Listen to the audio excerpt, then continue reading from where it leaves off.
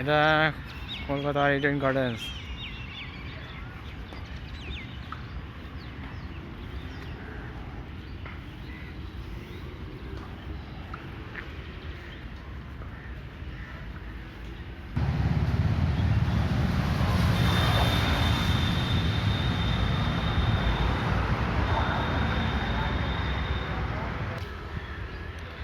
আমি অরবিন্দ হালদার, দাইহাট থেকে এসেছি। এখন 2010 সাল থেকে ডিএস খেলা শুরু করি। 2012 সালে কলকাতায় খেলতে আসতাম। তো আমরা বাঙালি, তাই তো, এটা আমাদের গর্ব এই কলকাতা টিম নিয়ে, তাই তো। কেকেআর মানে কলকাতা টিম। এই কটা প্রশ্ন হচ্ছে আমাদের বাঙালি ক্রিকেট প্রেমীদের কাছে। কী প্রশ্ন?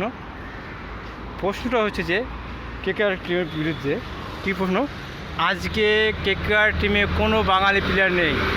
এই টিমটা কোথাকার? Kolkata night Riders. মালিককে? শাহরুখ খান। আর তার থেকে বড় আজকে যে ব্যানারটা টানানো থাকে, যে বড়ো ব্যানার, অর্থাৎ কেকেআরের ব্যানার, তাই তো, বর্তমান ব্যানার। কিন্তু ভিতরে ওই ব্যানারের নিচে একটা বড় অনেক কিছু ছবি আছে, অনেকজনের পিকচার আছে। কার সৌরভ গাঙ্গুলি, বীরেন্দ্র সেহবাগ, অনেকজন পিকচার আছে, কিন্তু সেটাকে ঢেকে এই পিকচারটা দেওয়া হয়েছে, তাই তো। আর আজকে একটা বাঙালির প্লেয়ার নেই। তার থেকে বড় কথা, যখন কলকাতা নাইট রাইডার্স মানে আইপিএল স্টার্টিং হয়, প্রথম ক বছর কিন্তু বাঙালির প্লেয়ার থাকতো টিমে, আজকে নেই। আর কি বলবো, এটা হচ্ছে আমার কাছে খুবই দুঃখের লাগে। কিছু করার কী বলবো, কারণ তারা যদি না নেয় বাঙালির প্লেয়ারকে, আর কলকাতার টিম অর্থাৎ বাংলার টিম কিন্তু বাংলার প্লেয়ার নেই, এর থেকে বড় দুঃখ কিচ্ছু নেই। তো আমি মনে করি আমাদের টোটাল পশ্চিমবঙ্গে বাঙালি ক্রিকেট প্রেমীদের উচিত কলকাতাকে বয়কট করা।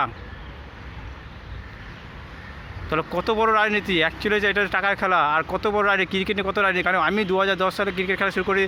2011 সালে ব্যাঙ্গালোর গেছিলাম। ব্যাঙ্গালোর যদি দাদা খেলতে আমার যাতে করে ইন্ডিয়া টিম চান্স পেতাম না। কারণ কি? রাজনীতি। তার কারণ হচ্ছে মনোজ তিওয়ারি প্রথম খেলায় ইন্ডিয়ার টিমে চান্স পেয়েছে, প্রথম খেলায় সেঞ্চুরি করেছিল, কিন্তু তারপর আর মনোজ তিওয়ারিকে চান্স দেওয়া হয়নি ইন্ডিয়ার টিমে। আর তার থেকে বড়, মনোজ তিওয়ারিকে বিমান ধকল রেস্ট না নেওয়ার আগে তাকে টিমে নামিয়ে দেওয়া হয়েছিল। এই হচ্ছে আমাদের পরিস্থিতি ক্রিকেটের। একটা গরিব করে ছেলে ক্রিকেট হতে পারবে না, কিন্তু এদিকে জয় শাহ তার বাবার পাওয়ার নিয়ে ক্রিকেটের প্রেসিডেন্ট হতে পারে। জনগণ জাগো, নিজের অধিকারটা ছিনিয়ে নাও।